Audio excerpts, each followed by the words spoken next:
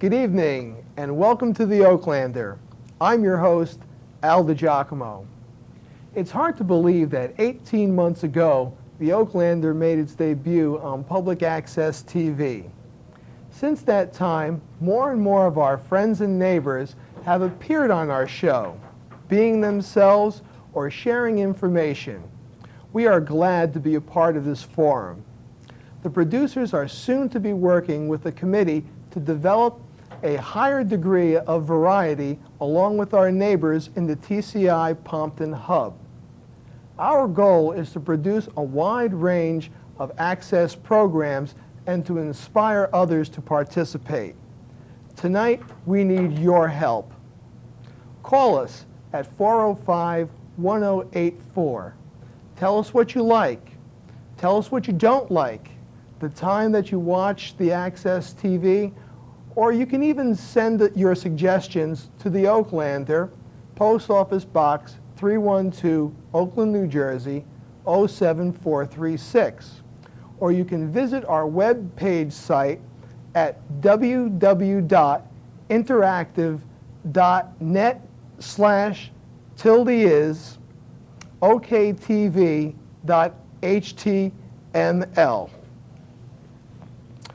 Tonight we'll be talking with 4 Oakland students who are graduating to their next level in academic life.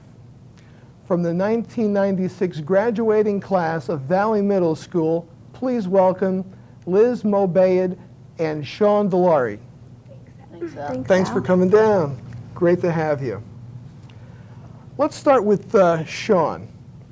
The Valley Middle School is very committed to science and recently held its science fair. Could you tell us about some of those projects? Well, I'm not so sure about the 6th and 7th grade, but most of the 8th grade projects were consumer report questions, such as what popcorn pops the best, or what bubble gum blows the largest bubble.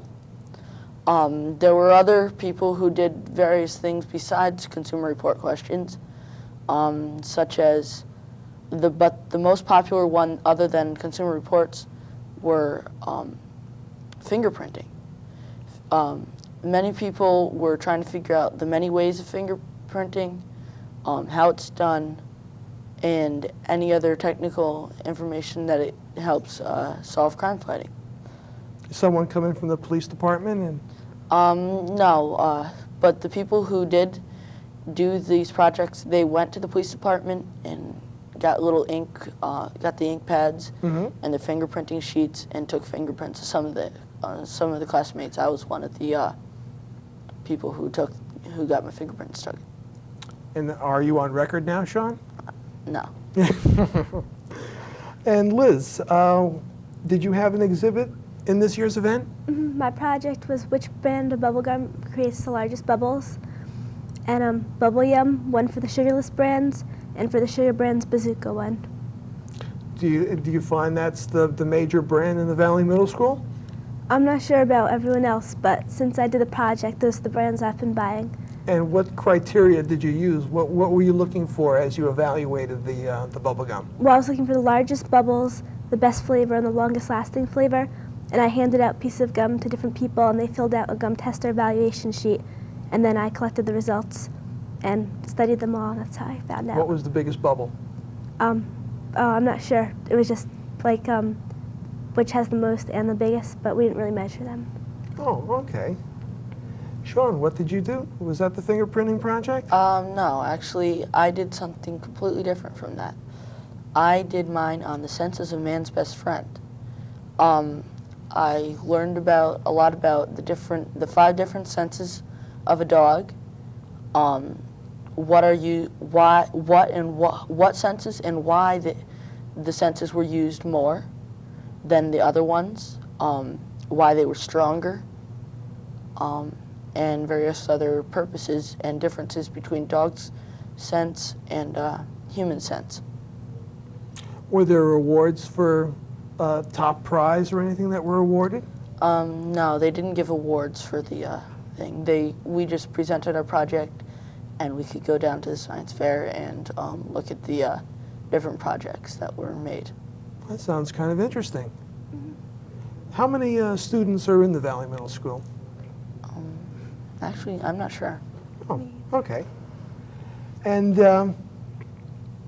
in your 3 years at Valley Middle School, what has been your fondest academic memory or your greatest achievement in those 3 years?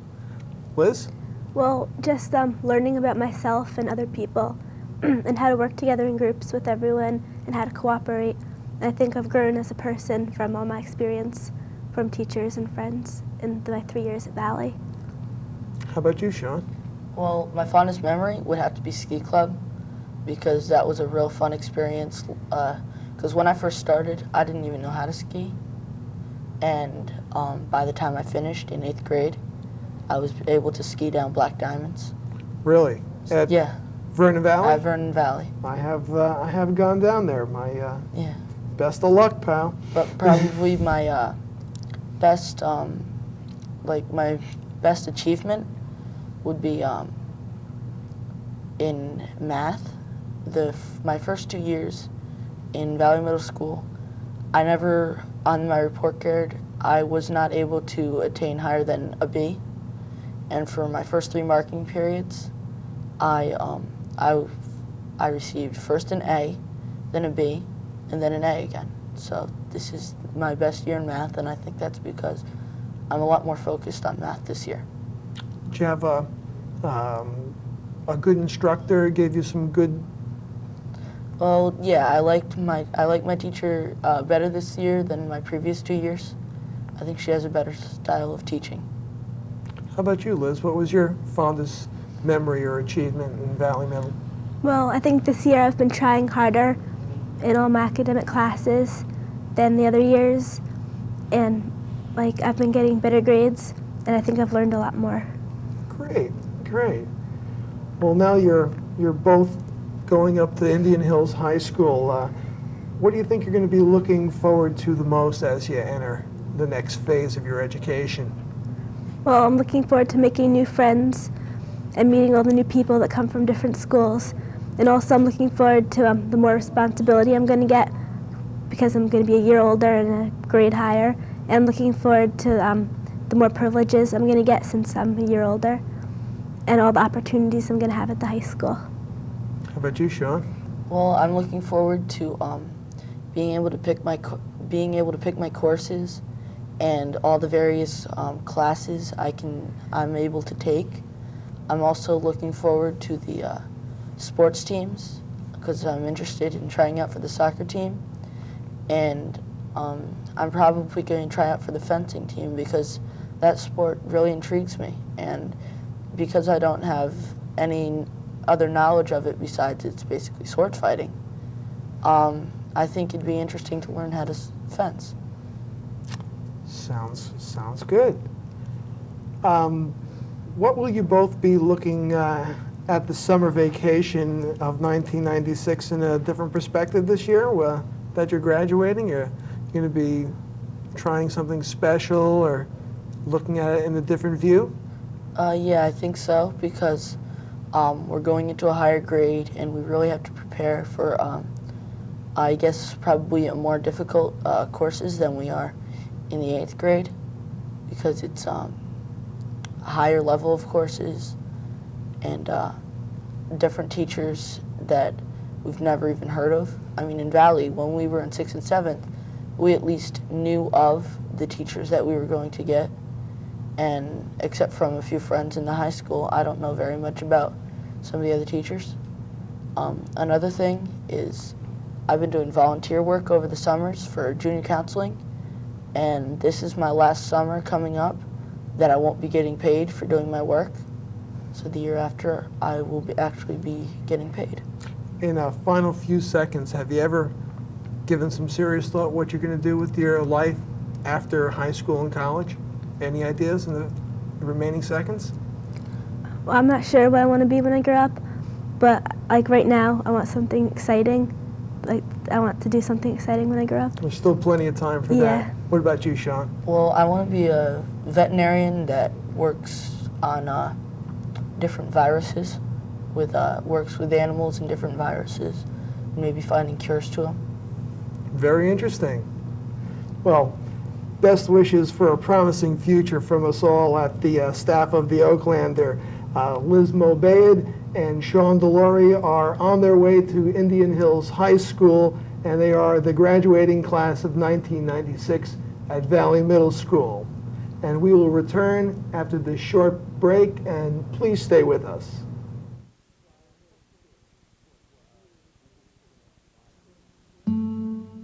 Picasso painted the old guitarist during a period of depression that lasted 4 years, his blue period. Today, with new discoveries, 80% of depressive disorders are being successfully treated, giving hope to millions that maybe now, nobody has to have a blue period.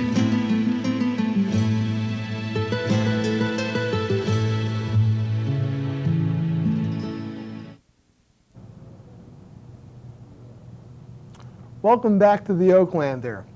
Our next guests are two graduating Indian Hills High School students.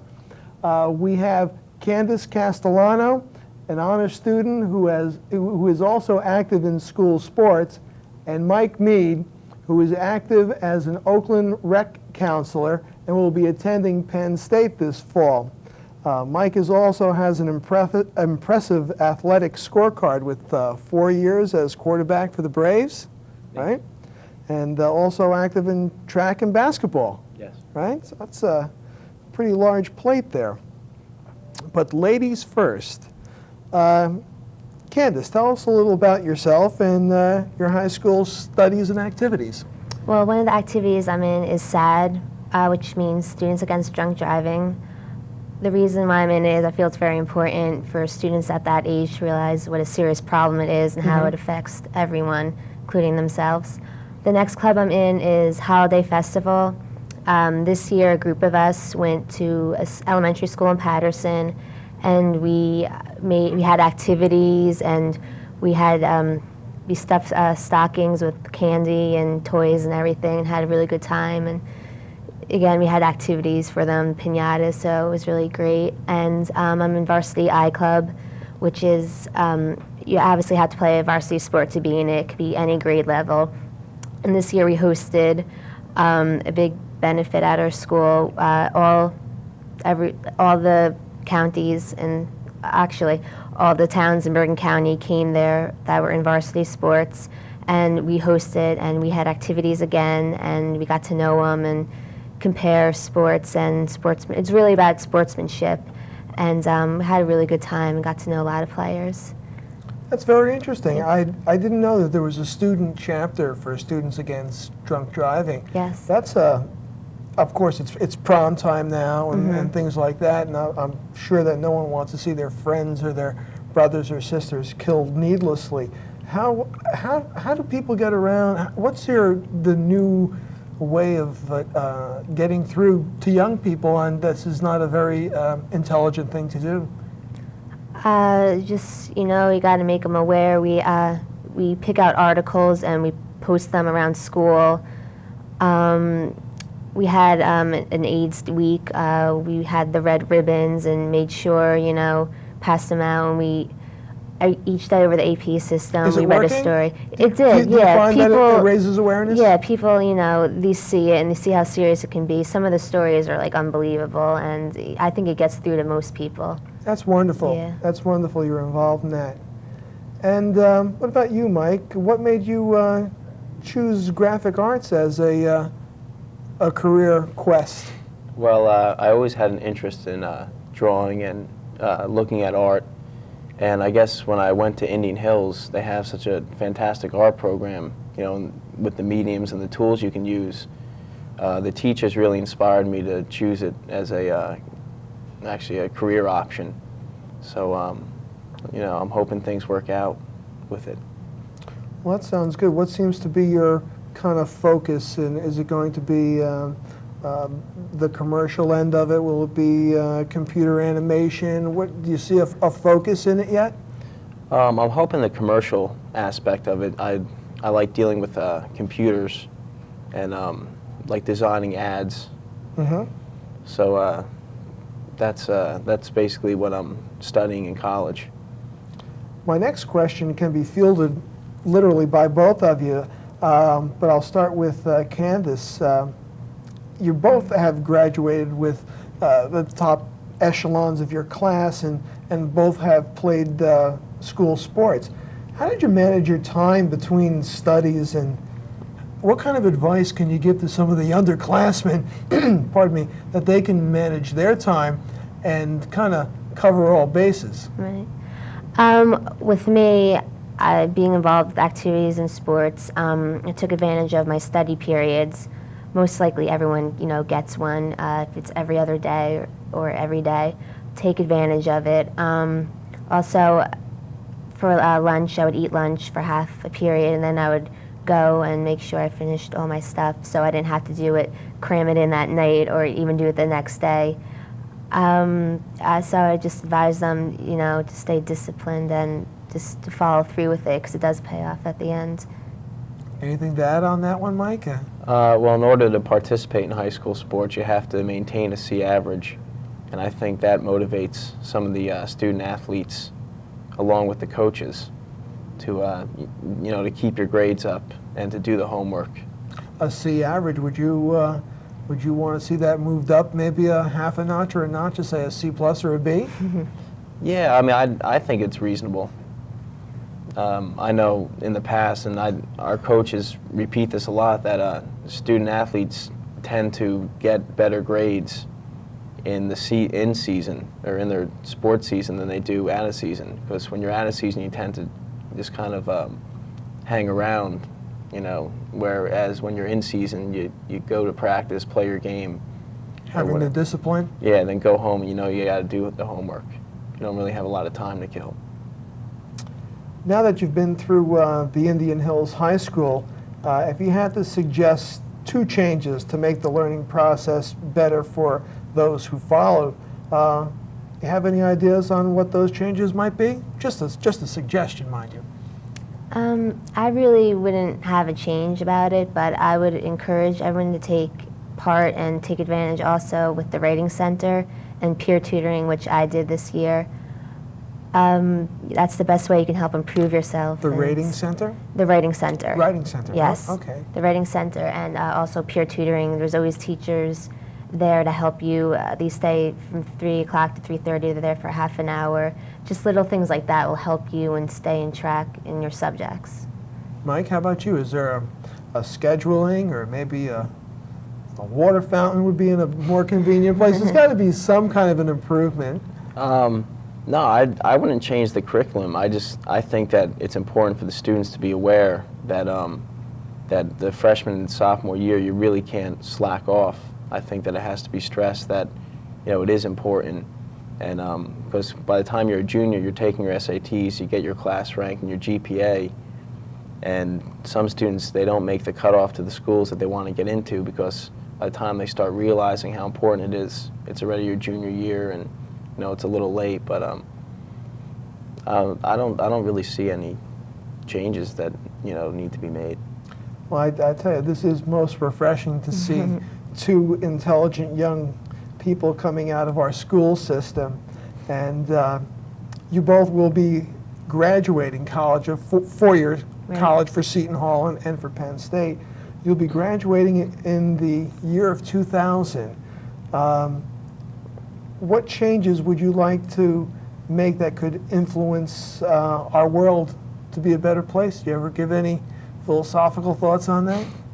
Well, in my field, I'm in communications. It's my major, and I'm leaning more towards journalism, or newscasting. So hopefully, within that, a report or just like anything will help benefit the people on social issues. Can just pretty much help them.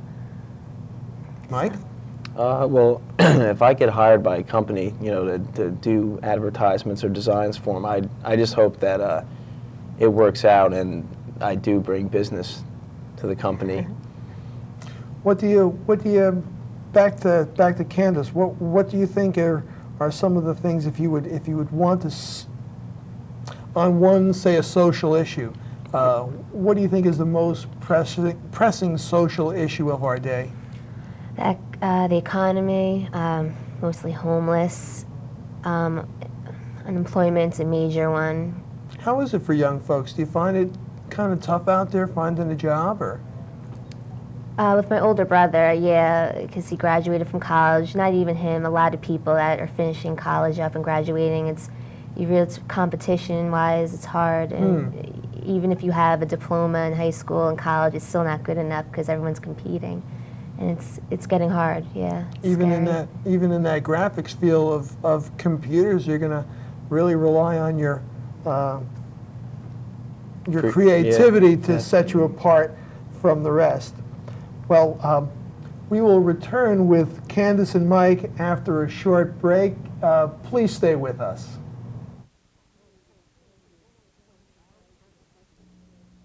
Hello, I'm Eric Estrada. I share a deep concern for the safety of children. My friend Eddie Eagle has reached millions of children by teaching them a simple, life-saving message. Stop! Don't touch! Leave the area! Tell an adult! Yeah! If you see a gun, remember. Stop. Don't touch. Leave the area. Tell an adult. Call toll-free now and get Eddie Eagle into your school.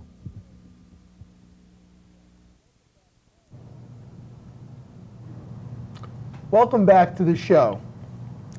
How do both of you feel about voting in your first presidential election this year?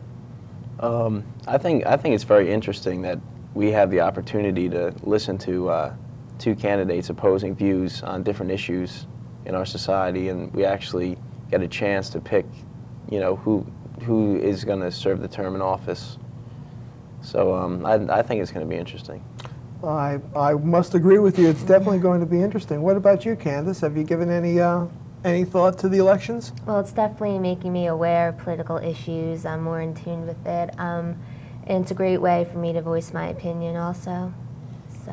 How do some of your classmates feel about the political scene on the national level? Well, the ones I've spoken to about it, again, they're watching TV and they're getting in tune with it. So it's nice to see people getting in touch with it.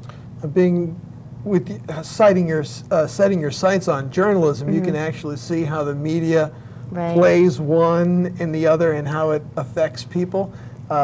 Is that something that you were going to be looking forward to if you go into that form of journalism? Yeah, definitely. It's definitely. Now, you're going to be going to Seton Hall for communications and journalism.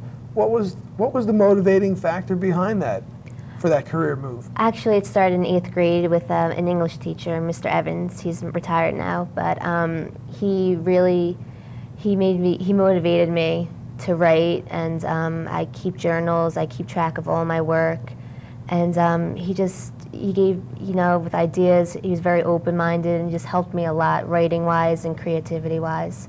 He really inspired me, so. Who are some of the people you admire in that field? In journalism? In journalism. Writers like Stephen King, Mary Higgins. I love their books. They're great. Sounds wonderful. As you look over your high school years, can you see a pivotal point that kind of changed your perspective on life? Mike, was there a teacher or a book or something that you can say, boy, when I experienced that, I changed my focus on life? Was there a pivotal point? Well, I think that my high school coaches really changed my point of view on high school. They really helped discipline me, and they taught me self-pride and self-respect and determination. And they taught me how to balance my time between my studies and my athletics. And I think they're good role models for the amount of time that they put in to help us, become better people and better athletes. I respect them a lot. I think I really look up to them. Well, you spent a lot of time in the sports curriculum there. Has any monumental type of game? Was there that winning touchdown pass that you can tell our viewers about today? I think the most exciting game I was involved in was we made it to the state playoffs when I was a junior in 1995, and unfortunately we lost to Hoboken by 2 points on a controversial call. But that was probably the most exciting game I've been a part of, because if we would have won, we would have played at Giant Stadium. Really? Yeah, and they gave tickets to the middle schools and the elementary schools, and no other teams are playing, around here, because everyone else was eliminated and the regular season was over. So all the players from around here and around the county came to the game, and it was exciting. Well, you must have inspired at least the Pee Wee Braves, because they won the Super Bowl there. I believe it was the end of November there. So I guess you must have been quite an inspiration for the little guys out there. What are you guys looking forward to in your last summer vacation before going off to college? Just being with our friends, spend as much time as possible, because we're all going our different ways. So just to keep in touch with them, and just, it's going to be sad, but you got to move on. Well, I think that's there comes a time. Yeah. Right? How about you, Mike?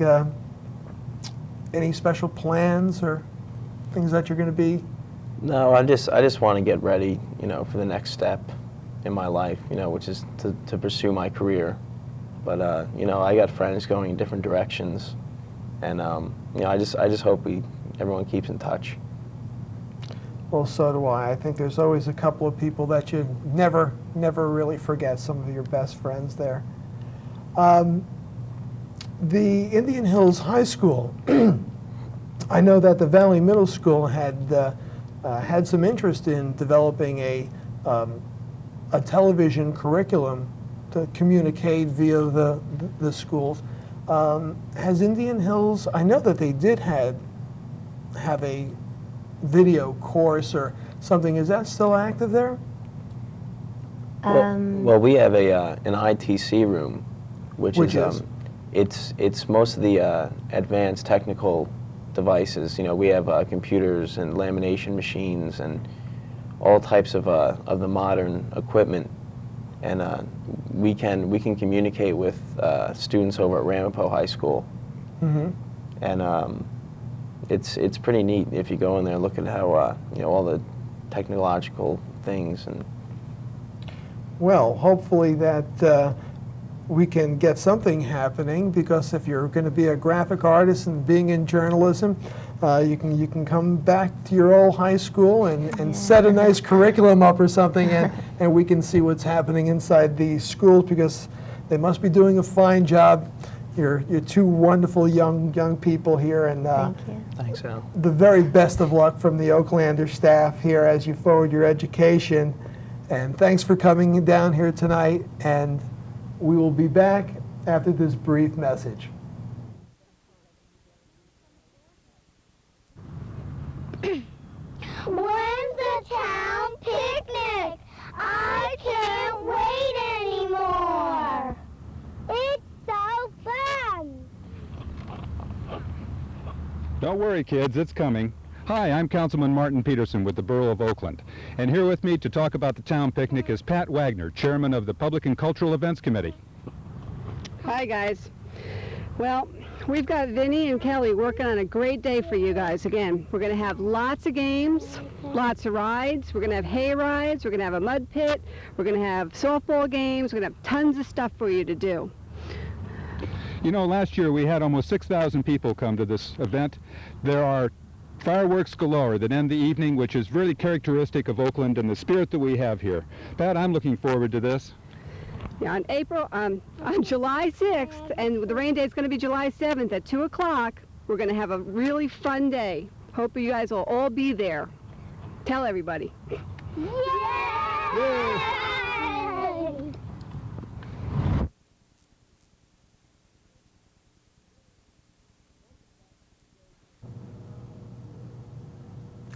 Welcome back to the program. With us now is the President-elect of the Medical Society of New Jersey, a practicing rheumatologist, and also is a collector of accordions. With us now is Dr. Carl Restivo. Thank you for being our guest tonight, Doctor. Absolutely my pleasure, Al. Do many musicians suffer from arthritis and rheumatism, and how do they cope with this problem if they're earning a living as a musician? Well, that's a very interesting question. People with arthritis cuts across all different walks of life, and musicians suffer just like anyone else. They have some unusual problems, just like repetitive stress injuries and people who use the keyboard, computer keyboards over and over. They can wind up in trouble from practicing too much. They can get carpal tunnel syndrome, a pinched nerve that goes to the thumb and these two fingers from practicing anything from a bass fiddle to a piano too much. They have hereditary arthritides just like the general population, and if they practice just enough and rest in between and use heat and anti-inflammatories, they can do very well with their condition. Now, you've been an active accordion collector and player for many years? I have. I started playing the accordion when I was 7, and I suppose it wasn't my idea at first. My father thought he would surprise my grandfather, who was a vaudeville accordionist in his youth and a society accordionist in his older years, playing for people like the Bouvier family, playing for little Jackie Onassa or Jackie Kennedy when she was a little girl, and it was a surprise. And I decided I loved it right from the start. And after 3 or 4 lessons, I announced to my parents I was going to take my little instrument to school, and they didn't think I was ready. So I took the bus and played anyway. And I've been doing it now for 43 years. 43 years? Were you originally from this area? I was born and raised in Jersey City, and that's where my grandparents settled in the teens, and we've been in Jersey City since. I've moved out to Wayne, I guess, 17, 18 years ago. Okay, you had mentioned that your grandfather would play for Rudolph Valentino. He did. He played for crowned heads of Europe. He played for a number of presidents. He loved to play for the Princeton class of 1912. Even when they had 4 or 5 members left, he played their reunions for 50 or 60 years. But one of the interesting things is that Rudolph Valentino wanted him to create a proper mood, for a romantic mood, during his chic pictures. And Carlo Restivo, my grandfather, would play the accordion and put Rudolph Valentino in the mood to woo the women of America.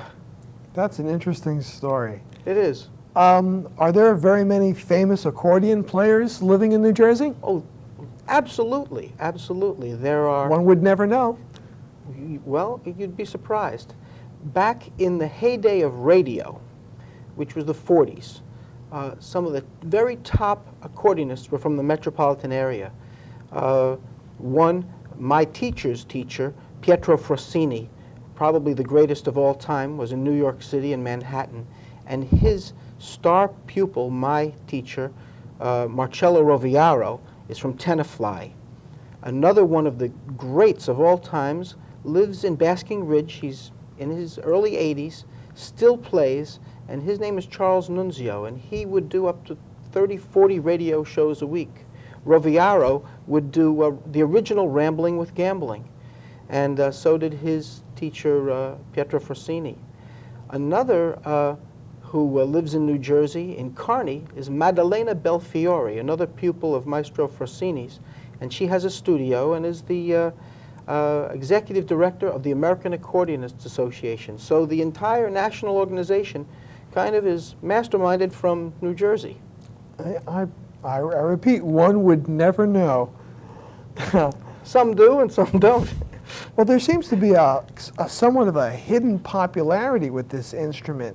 How is it received in Middle America or, say, Cleveland, Ohio? It's received almost anywhere in the world with open arms, from Middle Arabia to Middle America. But there are 2 places in America where the popularity of the accordion waned in the 1950s, and that would be the metropolitan area of New York City and Los Angeles. But if you go to Cleveland or Milwaukee or Chicago or the Midwest or Texas, very, very popular today. And around the world, in places where plugging in is difficult, like China, #1 instrument, Russia, #1 instrument, Italy, Poland, Germany, and even places like the Middle East.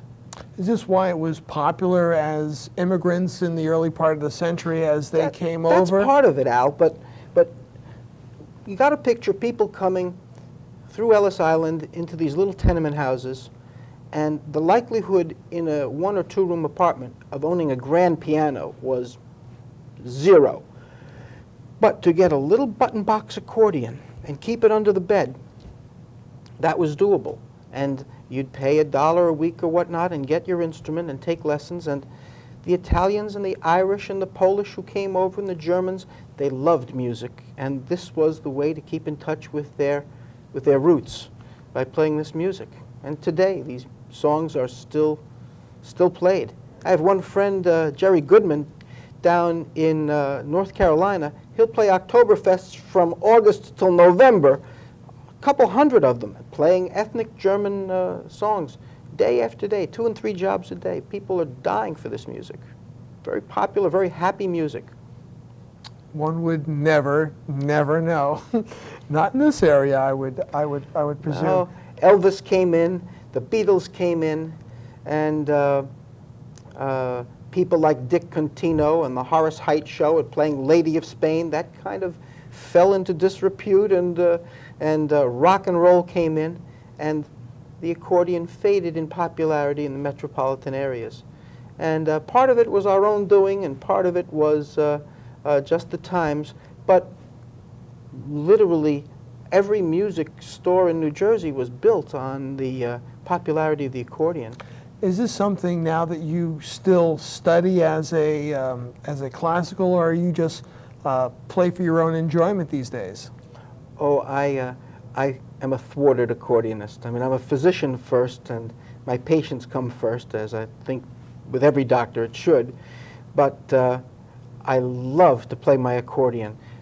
Playing the accordion for me, after listening to 20 or 25 terrible stories about people with pain and needing their knees replaced and crippling arthritis, to come home and put on your instrument and feel those beautiful tones coming right through to your heart, it's great. And you live right up the road here in Wayne that overlooks that Pompton Lake there. I'm right on the border of Oakland, right on Route 202 there. Do you ever just kind of gaze out on an autumn day and just kind of play to the trees out there? I've done some pretty crazy things. There's a nursing home with 100 patients next to us. I've gone over there and played. I've played outdoors, and I'm sure people across the lake have heard me. In December I did something really unusual. My old accordion teacher had too many jobs, and he asked if I would play some senior citizen Christmas parties for him for pay. And it was terrific to get paid for something you love so much. I thought it was a real racket to make money for something so enjoyable as playing. Did you do that in your college years and things like that? I did. There wasn't much money in the colleges, but I can recall being asked to play for a spaghetti dinner up at Holy Cross, where I went to college, and I got all the spaghetti I could eat and maybe $5 or $10, but played my heart out nonetheless. This is a very interesting story too. On how I met you was through another one of our guests that we had on the Oaklander, which was Lou Paulo back on the February show. How did you get to know Lou Paulo? Another great accordionist living in New Jersey is Eddie Montero. And Eddie is, if others are the past of the accordion, Eddie is the present and the future. He's a virtuoso accordionist, jazz accordionist, and he's taking accordion to new heights. And Lou played a few months ago with Eddie Montero. Now Lou's playing at the Timbers here, as you know. And I met Lou then. And then when Lou began to play at the Timbers nearby, I went to visit him. and he asked me if I would take care of one of his friends. He's the rhythm guitarist for Les Paul, who lives up in Mahwah, the living legend. And he asked me if I'd come up and see Les and give him some advice on his arthritis, which was an absolute thrill to do. And we became hard and fast friends, and now I go to the Timbers and listen to him a couple times a week. He and I go to dinner, and we visit his mother together, and we're pals now. It's very fine. That's a wonderful story. That's a wonderful story. The music that you enjoy playing on your accordion, is it classical music, or is it popular music? Or do you write your own songs for the accordion? I've written a few songs, but the music that I love the most, it's funny, because the name Restivo is a southern Italian name, but I'm enthralled by northern Italian music. And this is the music of the Tyrol, of Croatia, and it has a name. It's called Valtaro Musette music. And it comes from a little town called Berg Val di Taro, and in plain talk it means the little town in the valley of the Taro River, which is a branch of the Po River up in northern Italy. And this is a very, very happy music that hard to distinguish from German polkas and pasodobles and waltzes. And that kind of music I really love. I learned it from my friend Maestro Gelso Pellegrini, who plays a few miles north of here at the Magnanini Winery. And once you hear that music, it's contagious. You just have to play it and have to dance to it, too. Well, Doctor, when we return from our next break here, we will take our viewers to your home, and we will have you play a number, and we will look at some of your collectible accordions. My stuff. Your stuff. You'll like what I have, I think. Some of it is very unusual. I'm sure our viewers will too. Well, on that note, we will pause for an Oakland Public Service update. Hello, this is Greg Schuss. And Al DiGiacomo. And this year we're taking the George Washington Bridge Challenge Bike-a-thon, sponsored by the American Cancer Society to help cancer patients in the Bergen County area. 1996 will be my 5th year riding the 10-mile course on Sunday, June 9th. This is only my first AMC Bike-a-thon, but we never miss a chance to videotape some of this event and to help raise some money for cancer research. If any of our viewers would like to pledge 50 cents a mile or even $1 a mile, here's what we would like you to do. Call us at 405-1084 and give us your name, phone number, and pledge per mile, and we will return your call promptly. And you need not worry, Greg and I will only ride the 10-mile course. Only 10 miles, right? 10. Okay. Maybe we will see some of our Oaklander audience out there helping others, and volunteers are also needed for this event, where you can call the American Cancer Society at 343-2222. So pick up that phone and dial 405-1084 and make a pledge for the American Cancer Society as Greg and Al do the 10-mile ride. We'll see you down there.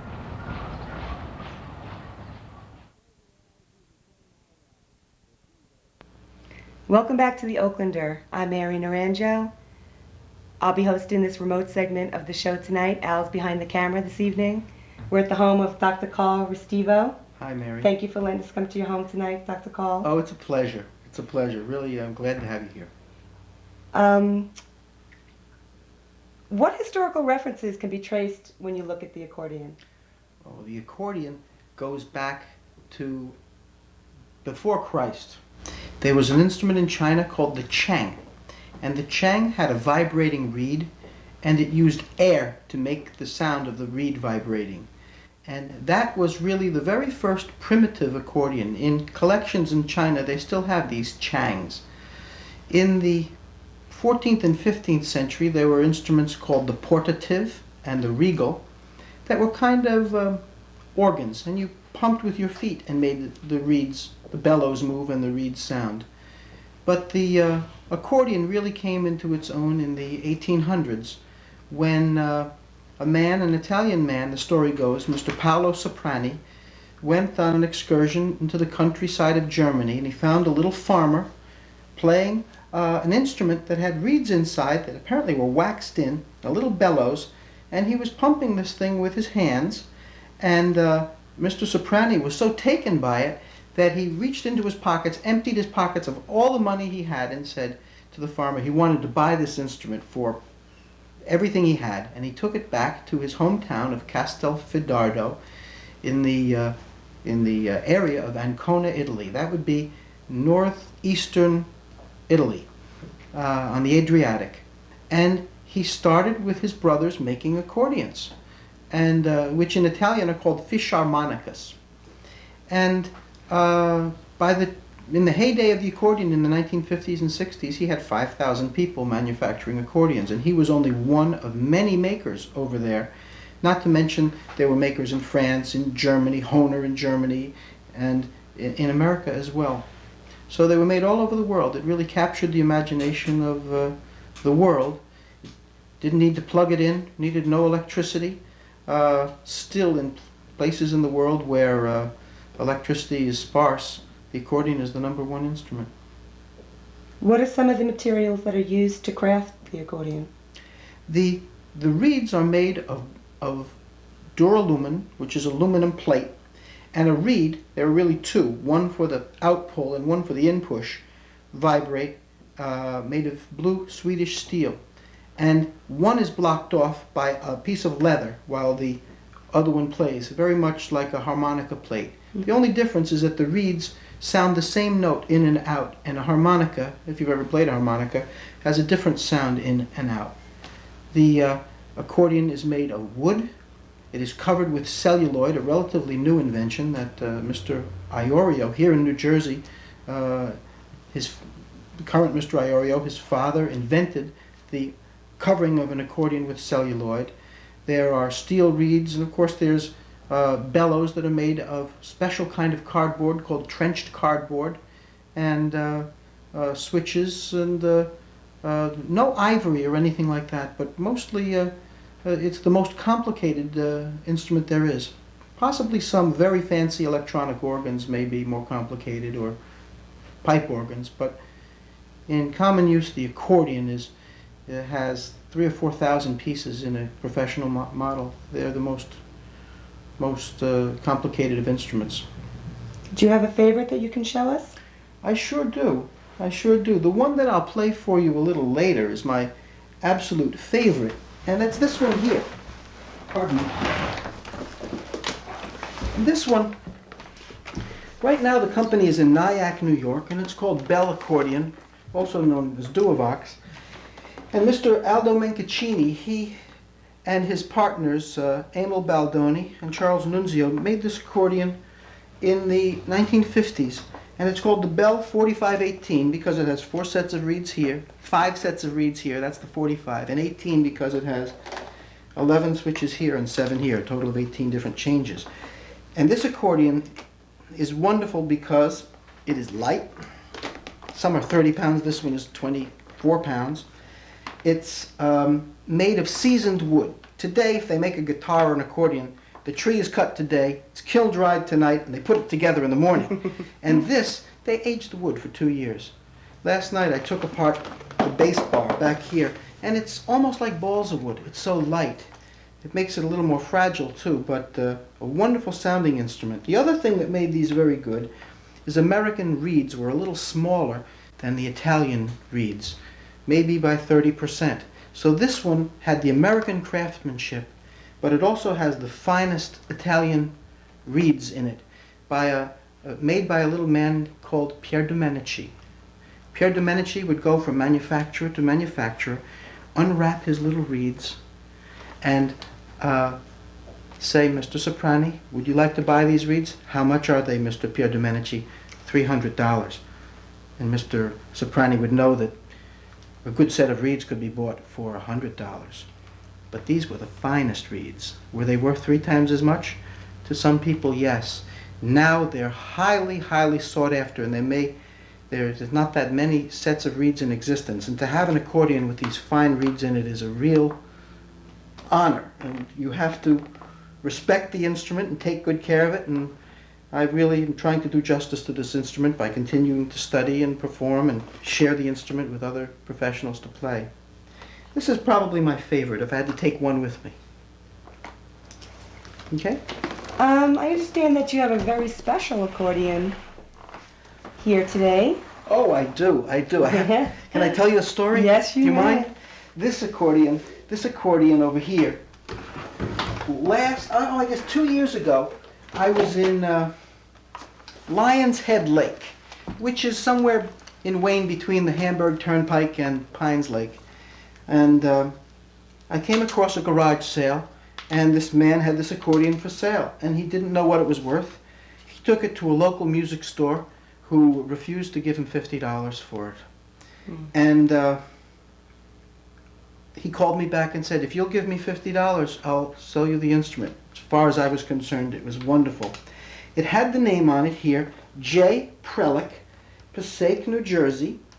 And on the grill it had the Statue of Liberty, all done in celluloid and rhinestones. And each of these little arabesques is hand-carved by filing the celluloid, and each of these little rhinestones is put in individually. And what really stopped the show is when I opened up the bellows. There was the American flag. That's wonderful. And I wanted to find out what the story was. And luckily, one of my friends in Clifton, Mr. Ed Smith, professional accordionist for many years, said, gee, I wonder if it's related to Joe Prelick in Garfield. Why don't you give him a call? Here's his number. Well, I did, and it turned out that Joe Prelick, this belonged to Joe Prelick, his brother. This man's name was John Prelick. And this was his brother's accordion that his father, Joseph Prelick, made for him in the 20s in Passaic, New Jersey, when he was 11 or 12. And he went on the stage in Passaic and performed on this accordion. And it's really a testimony to the love of this Polish family for their newfound home here in America, the love for freedom and things American, that they built the accordion the way they did. And he told me the story of his brother and how he ran away from home after he had learned everything he could about the accordion. He studied with the great accordion master Pietro Diero. And he went on the road and played around throughout the United States, unfortunately died as a young man.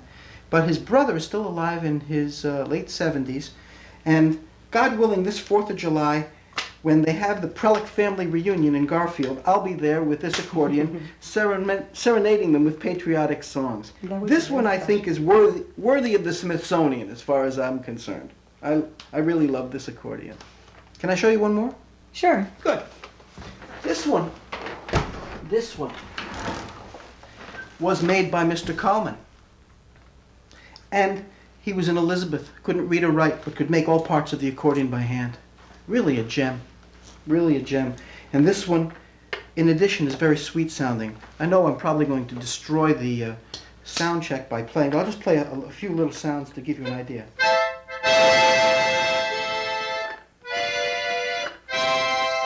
Very sweet.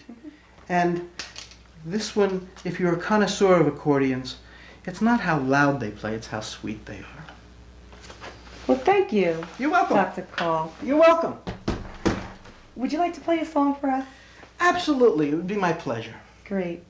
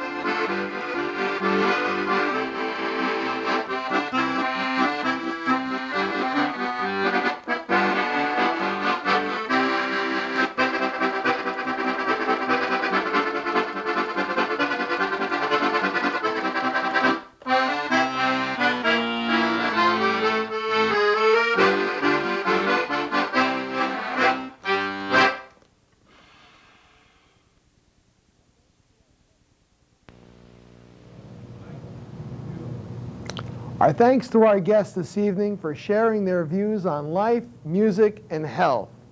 To everyone who contacted us and spread the word on our alternative show, What They Didn't Tell You About SCS 1700, New Jersey's new car inspection laws, may I suggest that you call your local representatives and tell them how you feel.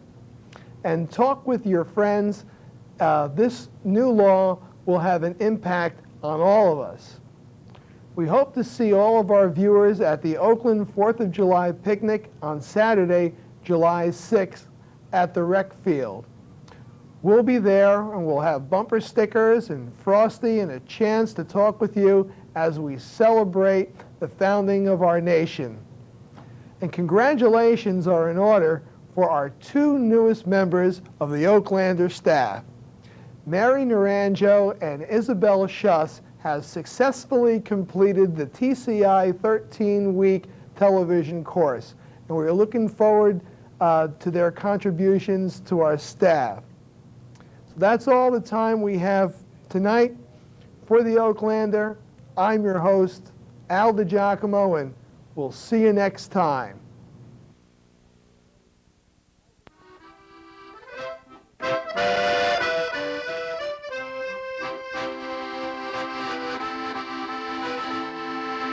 Thank you.